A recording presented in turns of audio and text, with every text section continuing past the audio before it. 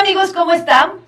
Sean ustedes bienvenidos a un programa más de Ecos de México, mitos y leyendas. Este espacio donde hablamos con mucha pasión acerca de la historia, los mitos, las leyendas de esta hermosa ciudad de Los Ángeles que ahora llamamos Puebla de Los Ángeles. Realmente escogimos un tema que tiene muchas cosas que hablar, de un lugar maravilloso, un lugar que se llama El Alto, pero tiene muchas leyendas, muchas historias, muchas anécdotas, muchas tragedias, de todo ha pasado en ese lugar, y es un lugar muy importante para la historia poblana. Sin duda alguna, al ser el primer barrio, como recordarán en capítulos anteriores hemos platicado que este asentamiento hispánico evidentemente necesitaba de mano de obra.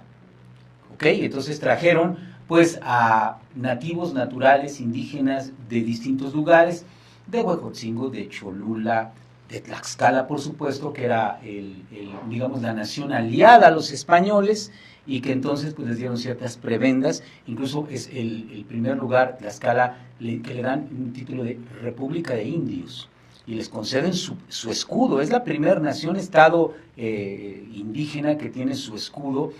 El arzobispado de Puebla era arzobispado de Puebla, pero estaba en Tlaxcala, hasta que decidió venirse para Puebla, imagínate todo esto. Bueno, pues vámonos desde los pies y nos vamos para arriba. Para arriba. Precisamente Fray Julián Garcés, el que sueña que unos angelitos bajaron del cielo y trazaron la ciudad con hilos de oro y plata, realmente lo manda a la reina para que busque un lugar en donde hagan un asentamiento a estos españoles que andan dejando chamacos regados por todos lados y andan haciendo travesuras. Y en lo que es la zona del Alto es en donde se decide hacer la primera fundación de Puebla, a un costado del antiguo camino a la Santa Veracruz, que actualmente la conocemos como Veracruz. Sí, ahí estaba el Camino Real, entonces empiezan a hacer lo que es su primer asentamiento a un costado de lo que era el Camino Real, que actualmente la conocemos como la 14 Oriente.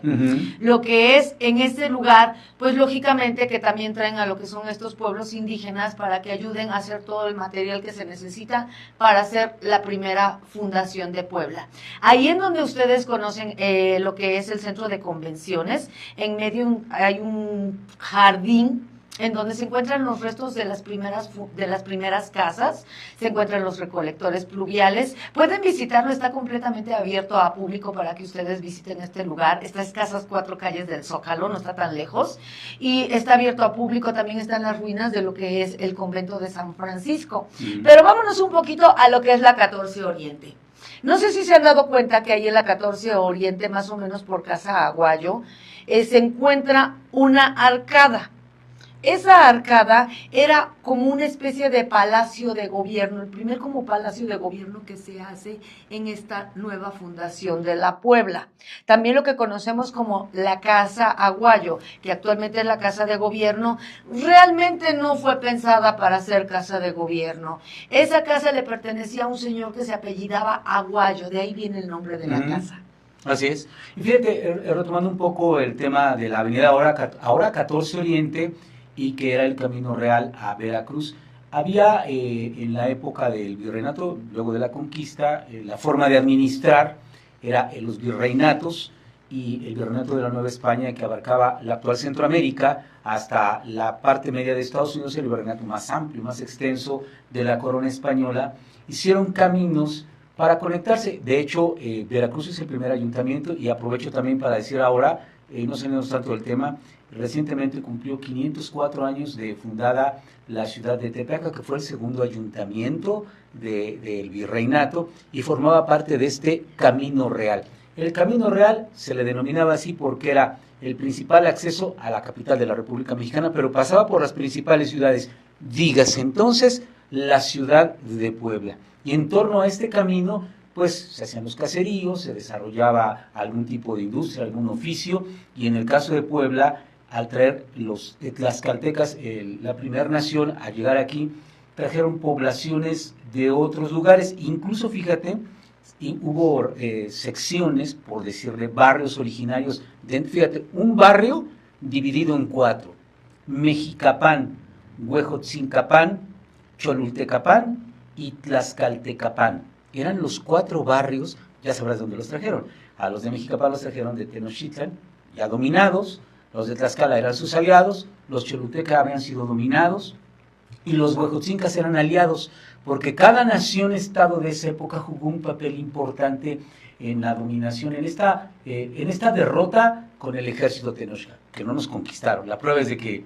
pues seguimos teniendo 68 lenguas originarias en México, ¿no? Pero bueno, regresando al tema del barrio del Alto, esta arcada que nos mencionas ahora, ¿no? La arcada le llamaban, bueno, ese palacio como de gobierno que había se le llamaba Tecpan, que significa casa del gobierno o casa del gobernante. Se podría decir que esa casa de gobierno realmente era para los indígenas como tal, ya que los europeos se ponen en lo que es actualmente la zona del estanque de los pescaditos, ¿sí? En la zona en donde está el centro de convenciones, ahí hay un jardín en medio.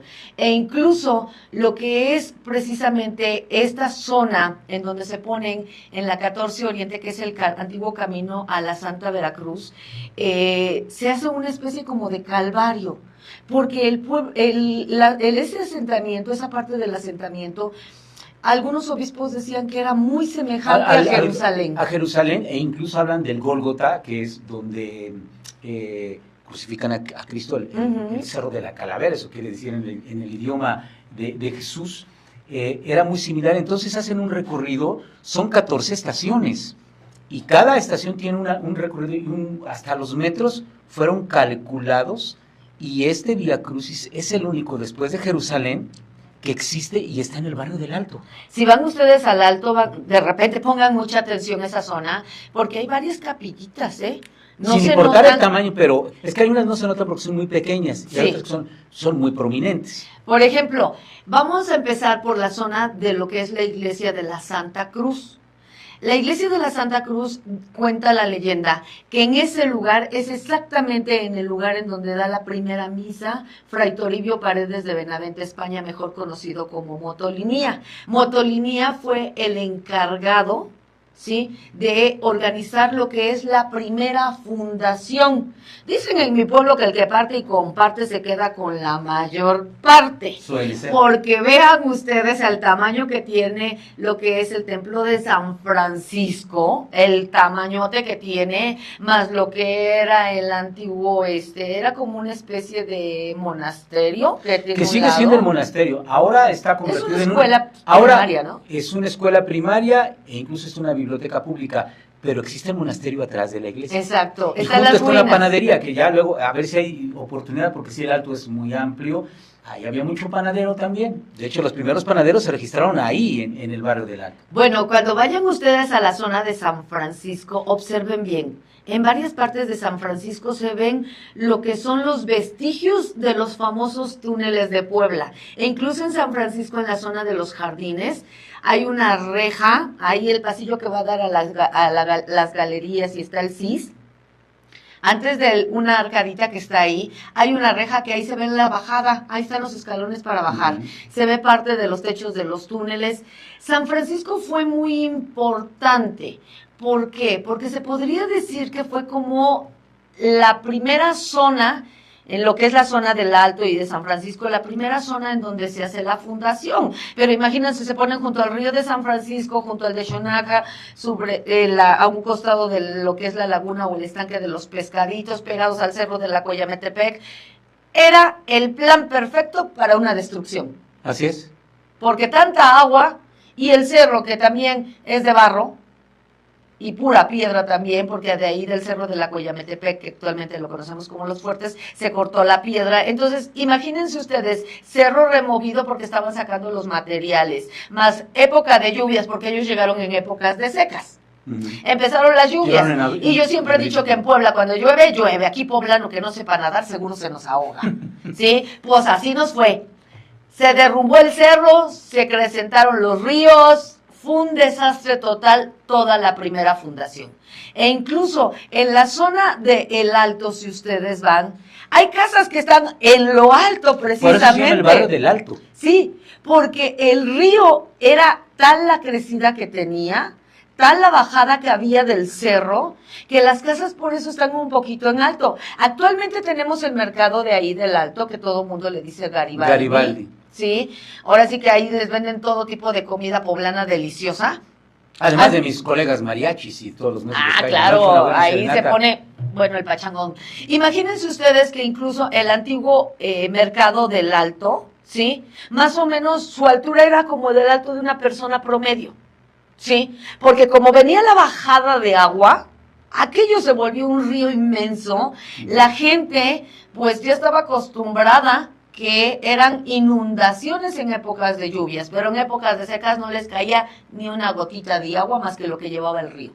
Y fíjate, la importancia del barrio del Alto, dices, de San Francisco como tal, cuando salen de España los llamados 12 apóstoles, que es alguna figura representativa, como los 12 apóstoles de Jesús, salen y utilizan a los franciscanos, la corona española, muy atinadamente en virtud de que ellos eran el ascetismo, digamos, lo no lujoso de sus vestimentas, porque solo traían un hábito con un cordón, descalzos o con sandalias solamente. Entonces los mandan a evangelizar. Tan es así que ahí en el templo actual de San Francisco está el beato Sebastián de Aparicio, que es el patrono de los choferes de México. Seguramente usted, si no conoce Puebla, ya le estamos diciendo que venga, va a encontrar todos los días del año a alguien que está bendiciendo su auto. Bueno, cuenta la leyenda que precisamente cuando se hace la fundación de esta nueva Puebla de Los Ángeles, que es su verdadero nombre, sí, mandan a 12 franciscanos para evangelizar. Cuando se cumplen 100 años de la llegada de esos franciscanos, cuenta la leyenda que les mandaron a hacer unas estatuas bañadas en oro de tamaño natural. Les vamos a contar un chismecito, nomás no digan que nosotros lo contamos, ¿sí? ¿Se acuerdan que de repente empezaron a escarbar en la zona de San Francisco? Pues expropiaron algunos terrenitos por ahí. Muchos terrenitos y lo hicieron, los expropiaron y luego se los vendieron en iniciativa privada, o sea, como que se los autovendieron. Bueno, dejémoslo así, ¿sí? Nos vamos por la cuestión de la leyenda.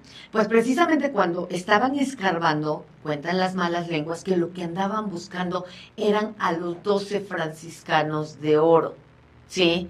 Ahí andaban las maquinarias y cuentan por ahí las malas lenguas que precisamente sí las encontraron, pero pues se acabó ese gobierno. ¿Y qué pasó con las estatuas?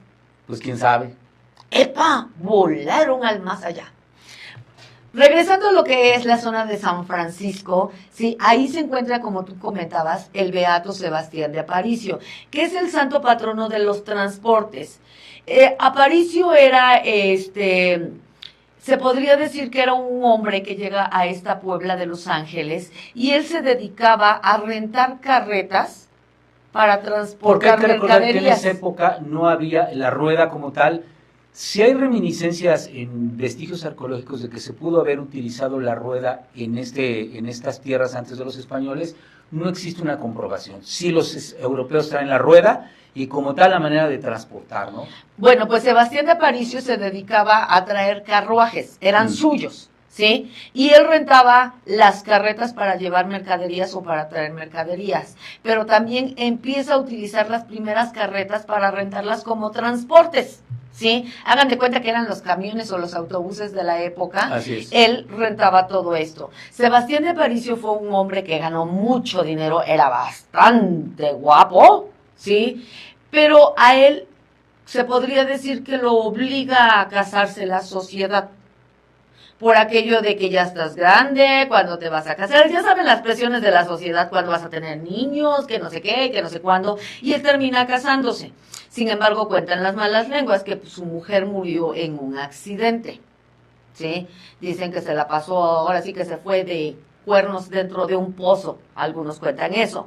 Entonces lo que es Sebastián de Aparicio queda viudo y sigue con su negocio y le empiezan a moler otra vez con que cuando te casas no puedes estar solo, pues sobre todo porque no tenía descendientes para dejarles el dinero.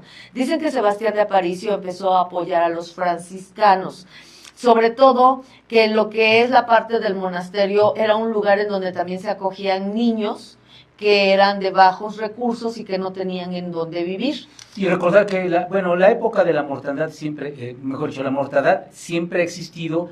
En esa época, por cuestiones de salud, de higiene, era muy frecuente que fallecían jóvenes las personas y muchos niños quedaban en la orfandad. Pero también la desnutrición. Sí, también. Sí, mucha gente, yo lo he visto en muchos documentales que se hablan que hay gente que se comía nada más un pan en todo el día y el pan no tiene ningún beneficio nutrimental No, solo es como carbohidrato. tal. Sí, entonces lo que es Sebastián de Aparicio se dedica a apoyar a estos niños y llega un momento en que él ya está muy grande, nunca se volvió a casar y decide tomar los hábitos, ¿sí? E irse, se podría decir que les da su dinero a los franciscanos, les dice, pero a cambio de que me permitan integrarme también con ustedes para dedicarle mi vida a Dios, ¿sí? Cuentan las malas lenguas que cuando Sebastián de Aparicio muere, lo sepultan.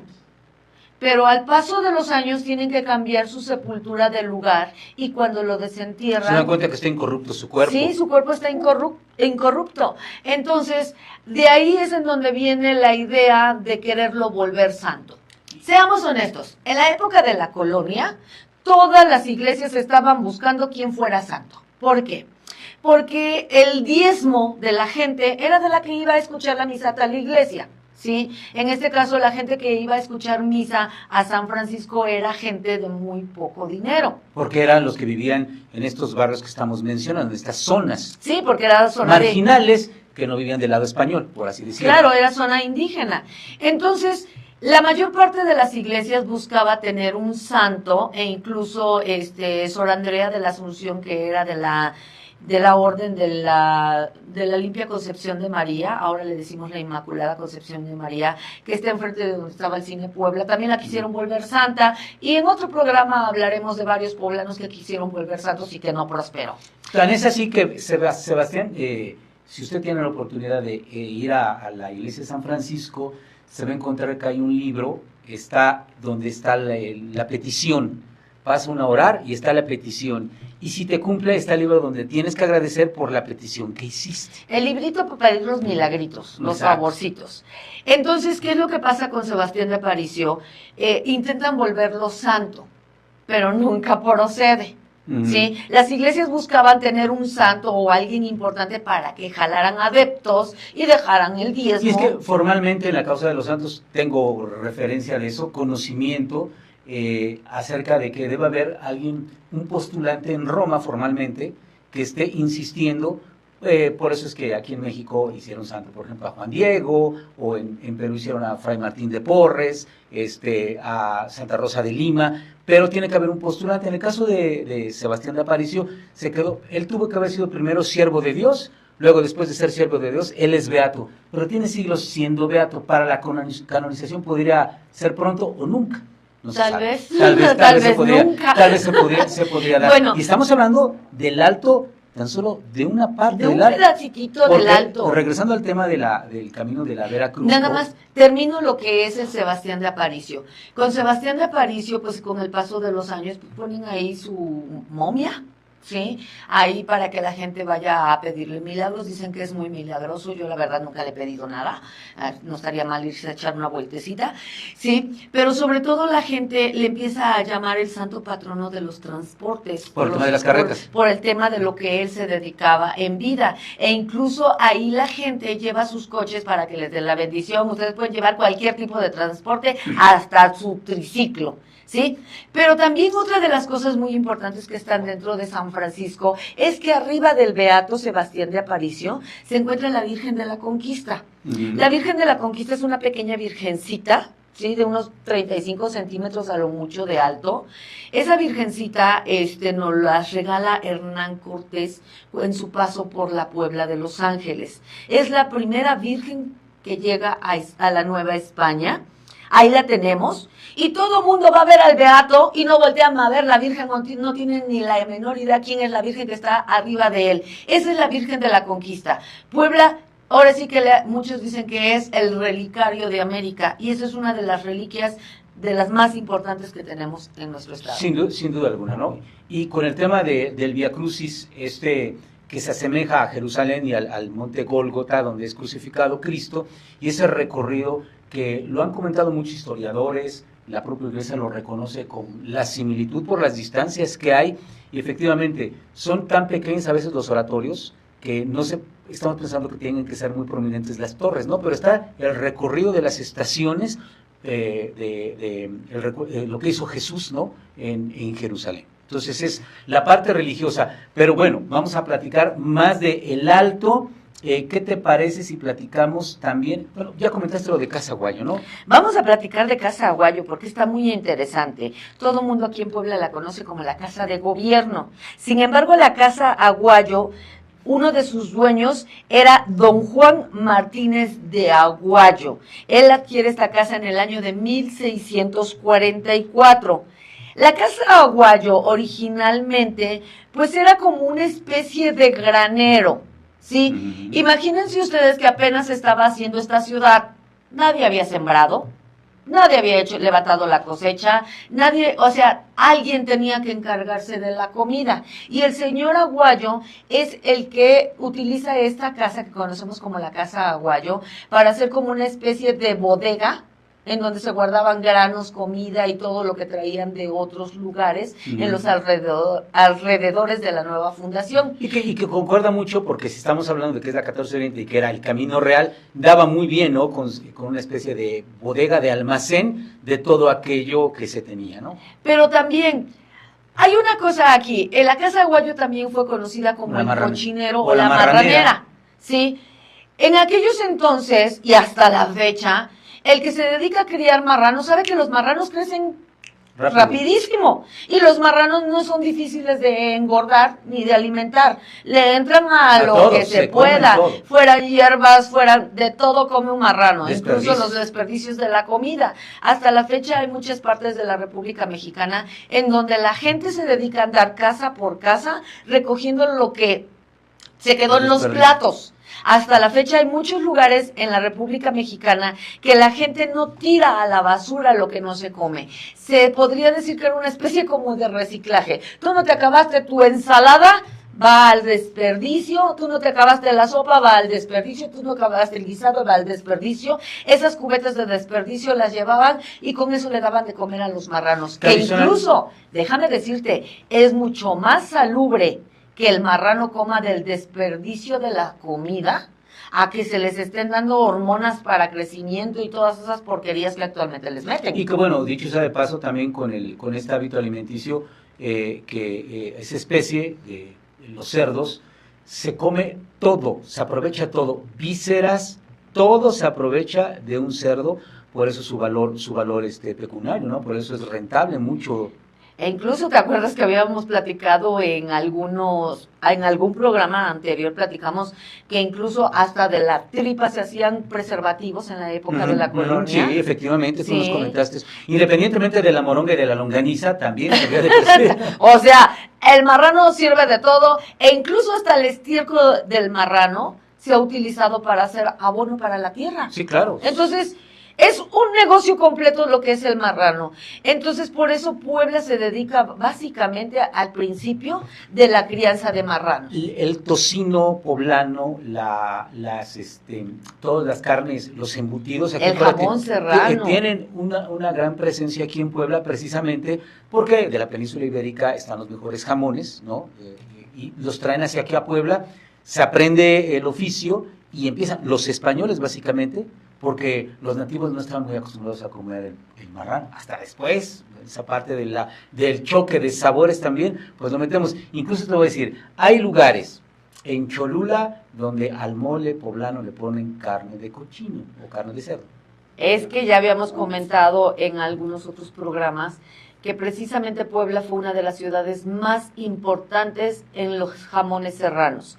Se mandaban lo que eran los jamones ahumados, los jamones serranos, los tocinos y todo eso, e incluso se mandaban a Europa. Entonces Puebla fue una de las ciudades que tuvo mucho crecimiento con respecto a lo que es la producción. Y que lo estábamos platicando en distintos programas, las ventajas de vivir en Puebla para la inversión, ¿no? Porque siempre hubo una libertad, no les imponían tanto, valga la redundancia, impuestos a quienes producían algo, porque lo que buscaban ellos es que esta ciudad creciera. Hay un dicho bien bonito, que apenas lo escuché, no me lo sabía, que dice el dicho: poblano chicharronero, bailador y bullanguero.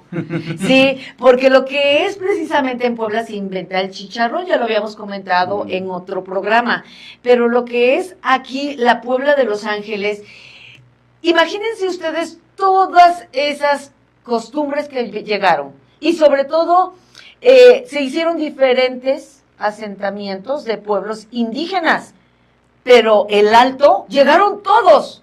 Sí. E incluso cuentan las malas lenguas que al principio, cuando llegaron todos estos pueblos en una sola zona, algunos no se aguantaban, que de repente en las noches se agarraban pedradas de un lado de la banqueta contra el otro. Tan solo hay que recordar, si tú te quieres, después de una buena parranda, de una buena pachanga, una buena desvelada, aquí en Puebla, la Puebla contemporánea hablo, es que remates entre las 6 o entre las 5 y las 7 de la mañana, echándote un molito de panza, cuidándote la resaca en el Alto, y no falta, obviamente, mucho antes en la noche, está los mariachis. Esa es otra parte de la Puebla contemporánea, ¿no? Los lugares donde se sientan los mariachis. Está Santa Inés, ahí en la 11, el Señor de los Trabajos, y también el barrio del Alto, que es el barrio principal donde se encuentran los mariachis. Garibaldi le dicen también. Garibaldi le dicen, bueno, ahí en donde estaba Garibaldi, ahí es en donde se pone un primer mercado, ¿sí? ¿Te acuerdas que habíamos comentado que en lo que es un programa que tenemos sobre la esclavitud, que en la zona de San Francisco, por donde está la zona del atrio, antes de empezar a subir las escaleras, en esa zona se fueron a poner lo que era la venta de esclavos, ¿sí?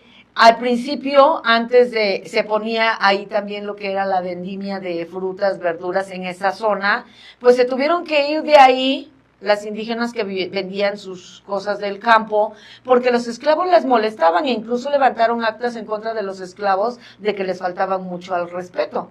Bueno, regresando a lo que es la zona en el Alto, en donde actualmente está el Garibaldi, ahí se instala por primera vez un mercado. Y afuera de lo que era el mercado había una fuente.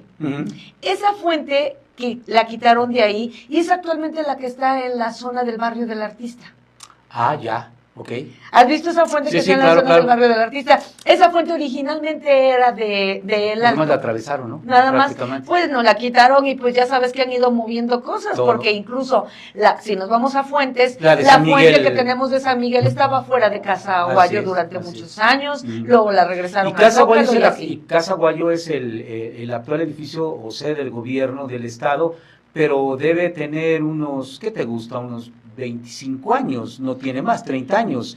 Yo por el 90 más o menos fue cuando se convierte en casa de gobierno. Casa de gobierno, pero estuvo abandonada muchos años. Más que nada porque Casa Aguayo después de mucho tiempo se quedó abandonada.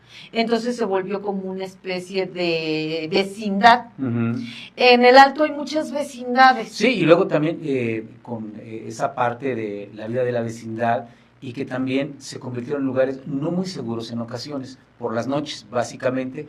Entonces, yo creo que se expropió como esos bienes mostrencos que no tienen un propietario vivo, entonces son de utilidad pública, los expropian y los utilizan para estos edificios, ¿no? Que ahora es la Casa de Gobierno. Pues precisamente la Casa Aguayo llegó a ser vecindad durante muchos años. La verdad, nunca le dieron mantenimiento, la dejaron abandonada y etcétera, hasta que un día, pues van para afuera todos los de la vecindad, empiezan a recuperar la casa. La idea es que se volviera nuevamente una casa para habitar alguna familia, pero el gobernador de esas épocas dijo: qué bonita está, qué bonita nos quedó, pues venga, chepa acá. Claro, todavía hay vecindades, terminando Casa Aguayo, que es la 14, termina Casa Aguayo y una calle divide a donde está una zona todavía de muchas vecindades, de ambos lados, junto al portal, también todo eso es una zona de vecindades. Y fíjate, yo no quisiera dejar la oportunidad de platicar del Alto, aunque no lo habíamos contemplado, pero esta semana tuve la oportunidad de caminar por la zona de la Cruz Roja, porque estoy investigando algún asunto para el programa de televisión que también conduzco, acerca de los panaderos, de ese oficio tan antiguo, y por qué Atlixco, por ejemplo, que era el granero de México en cuestión del trigo, así como los valles de San Andrés y de San Juan en el caso del maíz, ¿no? La importancia de la panadería en Puebla. Estuvieron registrados 42 panaderos luego de la fundación de Puebla en el primer siglo, y hay muchos hornos de pan. Hay una calle que es la 20 Oriente actual que se llama la calle del Bizcochero. La calle del bizcochero. Ahí vivía puro bizcocho. Puro panadero. Era puro panadero. Pero era el especialista, porque tú sabes que el pan, la torta de agua que le conocemos, pero el bizcocho tiene un valor agregado, ¿no? Digamos que es un pan más fino. Entonces, en la calle esta del bizcochero, que es la actual calle 20 Oriente, también exactamente de la Cruz Roja, ahora está una oficina del gobierno de la Secretaría me parece que es no estoy seguro si es de desarrollo social o de desarrollo rural, me parece. Enfrente exactamente toda esa zona es la calle del Bizcochero, y leía cómo en esta zona del Alto se convirtió de ser un barrio en muchos barrios que alojó tantos oficios, y tanto que bien podría ser, es una ciudad completa el Alto.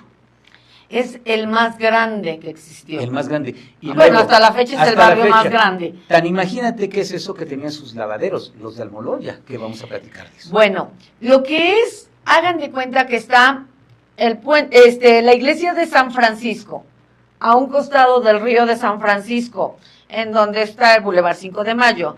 Ahí estaba el puente de San Francisco que te cruzaba a la segunda fundación.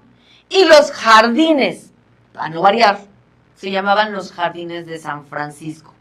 Ahí en lo que son los Jardines de San Francisco, ustedes buscan en internet Puebla Antigua, todavía hay fotos de cuando el río de San Francisco no estaba entubado, ahí se ven fotos del puente de San Francisco, que también era uno de los puentes más importantes, y precisamente en aquellos entonces, imagínense ustedes, en época de lluvia les caía agua hasta por las orejas.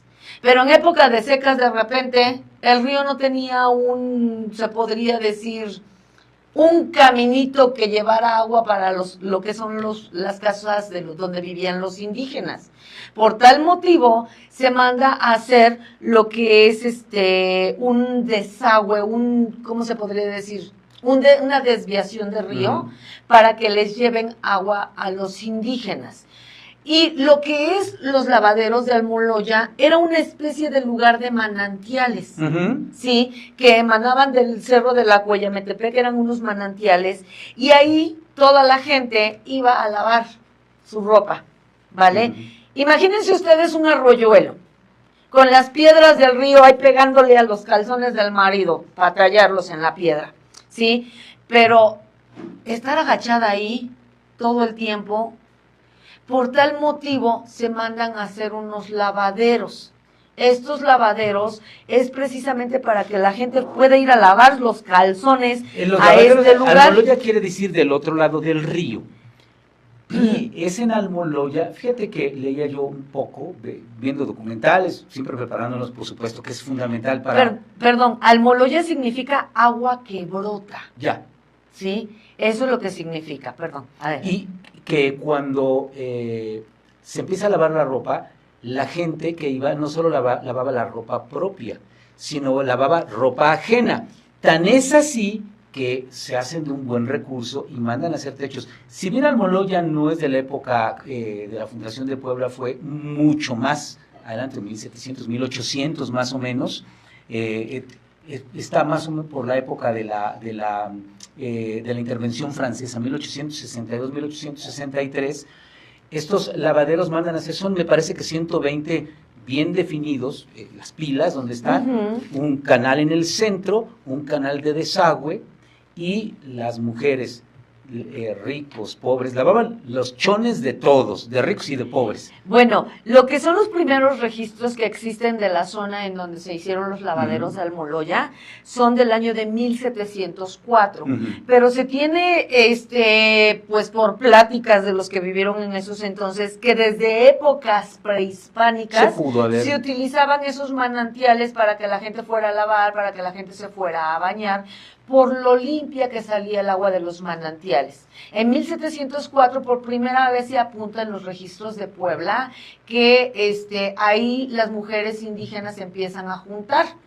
pero de repente para el año de 1863 se mandan a hacer los lavaderos. Que como dato, en 1863 es la segunda intervención francesa, que es cuando finalmente Puebla pierde, ¿no? Se impone el gobierno de Maximiliano, entonces da con esa fecha.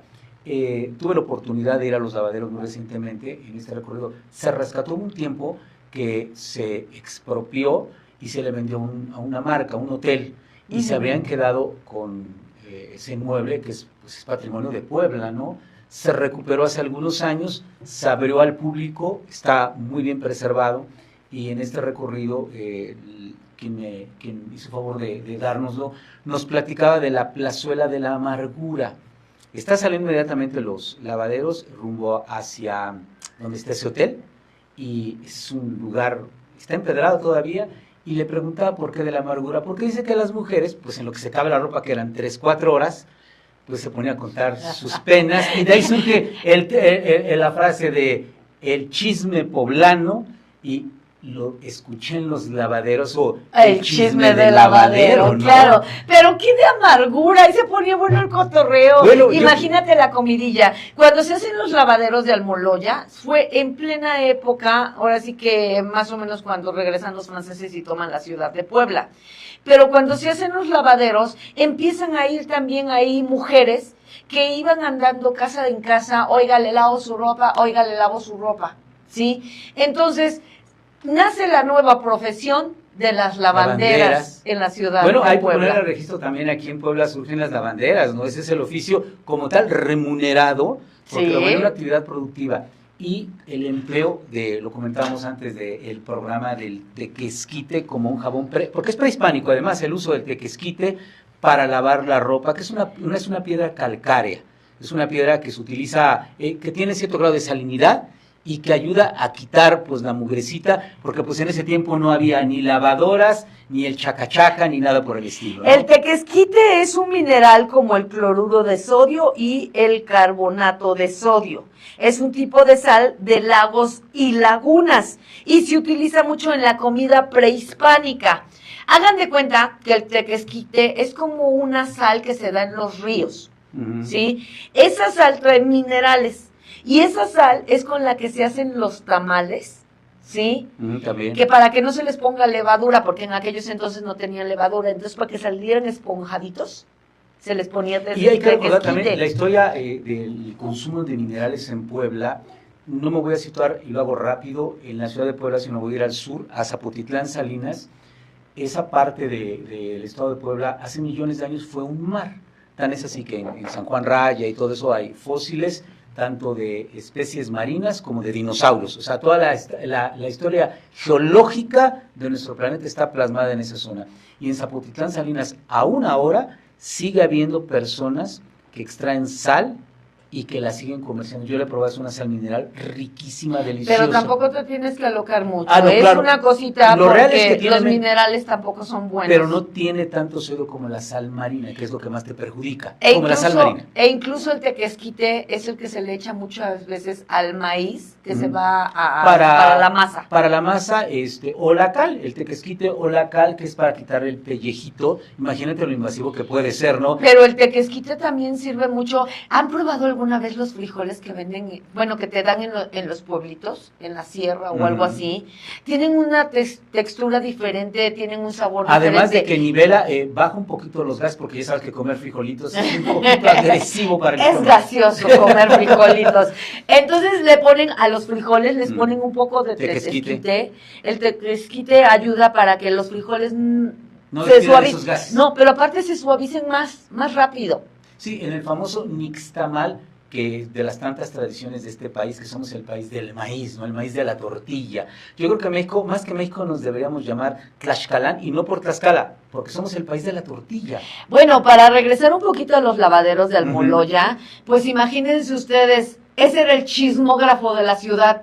Se platicaban entre ellas, es que te acuerdas de fulanita, es que el patrón, fíjese. ¿Cuál redes sociales y digitales, no? Pero ahí era en primera mano el chisme completo. Imagínense horas y horas ahí, por eso le decían el chisme de lavadero. Sí. O eres más chismoso que una lavandera, porque ahí es en donde se ponían buenos los cotorreos. Por eso cuando me platicaron que le llamaron eso, personas que iban a lavar la Plaza de la Amargura, porque pues también se pone a platicar de los desamores que ocurrían, que en todas las sociedades siempre han acontecido, bueno, pero no era la excepción. Ahora están habilitados unos túneles que se puede bajar porque los dueños de este hotel muy mañosamente hicieron, hay una capilla donde se celebraban de manera privada ceremonias muy fastuosas. Bueno, a mí me tocó entrar a este hotel, sí, que está ahí en la zona del Paseo de San Francisco. Uh-huh. No del lado de las ruinas, sino del lado de del otro lado de la 14. Sí, bajando de la iglesia de la Cruz. Ajá. Está una entrada, todo está pintado de azul, ¿no? Yo entré del lado de donde está esta fuente que tiene mucho azulejo poblano. Ese es el Paseo de la Emperatriz, pero ahorita se los contamos. Precisamente entré a ese hotel y tiene una bajada, ¿sí? Un pedazo de túnel y las escaleras para subir. Ese pedazo de túnel pasa por debajo de la 14. E incluso cuando vas por ese pedazo de túnel se oye cómo pasan los camiones arriba, porque ahí sí bajan un chorro de camiones. Pues todo lo que viene de la parte de Xonaca. Y precisamente, ¿cómo se llama? Llegas del otro lado a la parte de atrás de San Francisco, en donde están las ruinas y los jardines que eran parte del convento de San Francisco. Entonces, pues ese pedacito de túnel dicen que lo mandaron a hacer. No es cierto, eso ya existía desde hace, pues, ¿quién en su sano juicio se va a poner a hacer un hoyo debajo de la 14 con tanto peso de camiones? Se puede caer, ¿no? Y luego que sí, es mucho el tránsito, porque es la avenida principal de donde pues se esfoga todos los vehículos que se utilizan ahora, muchos de la parte de todo lo que viene de la zona de los estadios, de la zona de la autopista Santa María Xonacatepec. Mira, pues tan solo aquí tengo lo que es el dato de que esa fue tan importante esa avenida, que ahí venían los camiones que iban para Puebla, para Chachapa, para Perote, para Veracruz. Durante años es como una especie de camino federal. Sí, y que luego se va convirtiendo en el camino real. Se va a hacer hasta el Puente de México, por razones de reforma, prolongación, reforma. Toda esa extensión es el camino real hacia la Ciudad de México. Entonces, la importancia del Alto, el barrio más antiguo, era tan grande que tenía 4 secciones. Tenía sus propios lavaderos, cuántas capillas, cuántas iglesias, cuántos oficios, ¿no? En un solo barrio. Aparte de lo que platicabas, ahí en pleno San Francisco, bueno, en los jardines de San Francisco, que lo conocemos así, en donde está este hotel que les digo, está esa fuente que tú dices. Es un puentecito de Talavera con fuente de Talavera, bancas de Talavera. Ese lugar se llama el Paseo de la Emperatriz. Cuenta la leyenda que cuando Carlota y Maximiliano pasaron por la ciudad de Puebla, pues recordemos que de ese lado es en donde vivían los indígenas, ahora sí que la gente ricachona vivía del lado de lo que actualmente es el centro histórico. Cuenta la leyenda que cuando Carlota llegó a esa zona, se dio cuenta que no había hospital ni escuela para niños indígenas. Entonces, todas las joyas que llevaba, porque fue a hacer ahí un día de campo con sus damas de compañía, sí, y pues se dio cuenta de la situación precaria en la que vivían los indígenas. Cuenta la leyenda que se quita sus joyas y las dona para que se abra un hospital y escuela para niños indígenas, y que en agradecimiento a los indígenas le hicieron el Paseo de la Emperatriz. Lo más triste de esta historia es que tú puedes brincar encima del puente, le puedes arrancar una banca, te puedes llevar la talavera, puedes hacer lo que quieras y no la cuidan. Ese es un lugar que debería estar cercado, que nadie pudiera treparse ni brincar encima de ella. Fíjate que ahora que mencionas eso, en estos recorridos que he estado realizando, fui al Monumento de los Fundadores de Puebla, está muy descuidado, está ya grafiteado, bajas precisamente por ahí que la Talavera, entonces está precioso, ¿no?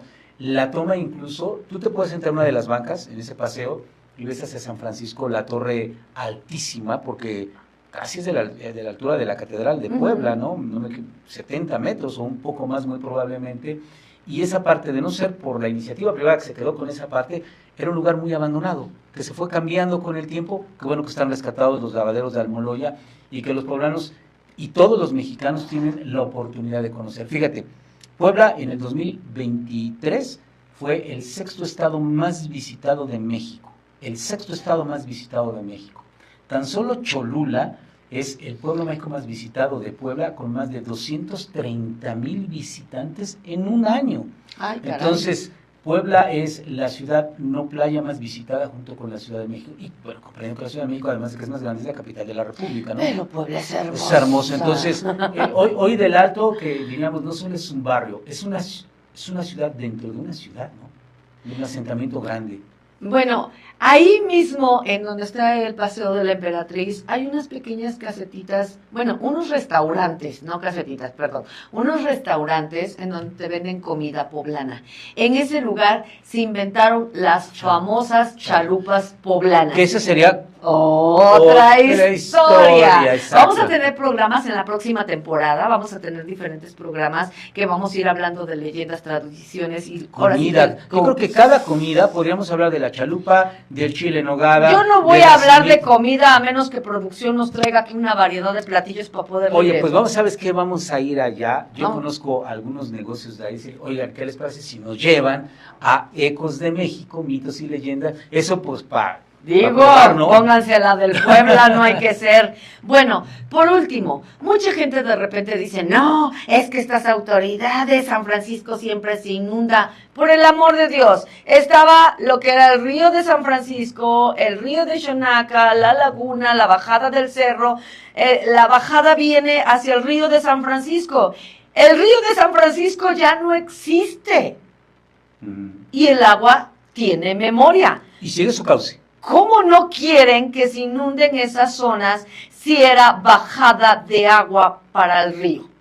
San Francisco tiene muchas cosas que conocer. Vayan a conocer el monumento a los fundadores, que los 5 fundadores fue Fray Julián Garcés, el que soñó que los angelitos bajaban del cielo, Fray Toribio Paredes de Benavente, España, el oidor de la corona, Juan de Salmerón. Un oidor era el chismoso de la corona, el que le decía al rey qué se estaba haciendo. La reina Isabel de Portugal, y la torre más grande es Carlos V de España. KB, ¿no? Carolus V. Carolus V. Bueno, pues les agradecemos mucho el que nos hayan acompañado. Mi nombre es Irma Sosa, directora de Puebla Legendaria. Hacemos callejoneadas todos los viernes y sábados a las 9 de la noche, entrada a Palacio Municipal, y en vacaciones todos los días. Visiten www.pueblalegendaria.com y también los estamos invitando. Hagan sus reservaciones al 22 22 32 10 20 o al 22 22 65 00 24. Muchas gracias. Bueno, yo soy Víctor Escobar. Nos vemos el próximo programa de Ecos de México, mitos y leyendas. Síganos en TikTok, en Facebook, en YouTube y en las plataformas audibles en Amazon y en Spotify. Yo tengo un programa los martes en Televid de 8 a 9. Hablamos de esto, de historia y de otras cosas más. Gracias, es un gusto siempre resignificar la historia, apasionarnos hablando de algo que forma parte de nosotros. Es nuestra identidad. Y si les gustan estos podcasts, recomiéndennos. Y si no, miren, no hay que ser. Gracias. Hasta la próxima.